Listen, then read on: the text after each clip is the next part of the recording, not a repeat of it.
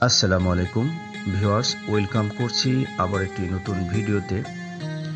গাইবান্ধা জেলা শহর থেকে ১৬ কিলোমিটার উত্তর পূর্বে ব্রহ্মপুত্র নদের কোল ঘেঁষে গড়ে উঠেছে জেলার অন্যতম প্রাচীন কামারজানি হাট। কামারজানি বন্দর একসময় উত্তরবঙ্গের দ্বিতীয় বৃহত্তম নদী বন্দর হিসেবে সারা দেশে পরিচিত ছিল। বিভিন্ন প্রতিকূলতার জন্য সেরকম দ্বিতীয় বৃহত্তম নদীবন্দর কথাটি আর শোনা যায় না।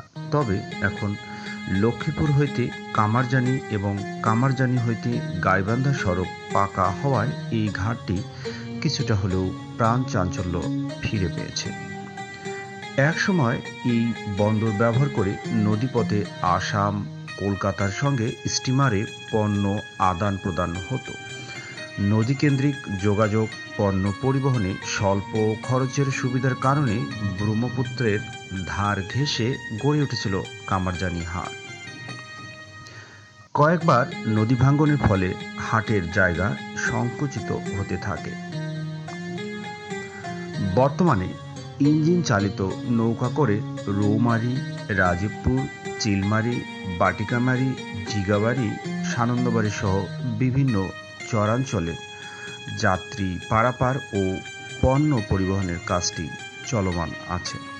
যাদের নদীর তাজা মাছ কেনার আগ্রহ আছে, যদি দুপুর ২টার মধ্যে এখানে আসতে পারেন তাহলে আপনিও পেতে পারেন নদীর তরতাজা মাছ এখান থেকে।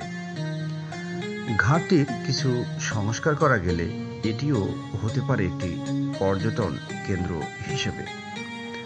নদীর নির্মল বাতাস, সুন্দর প্রকৃতি আপনার মনকে ছুঁয়ে যেতে বাধ্য করবে এখানে আসলে।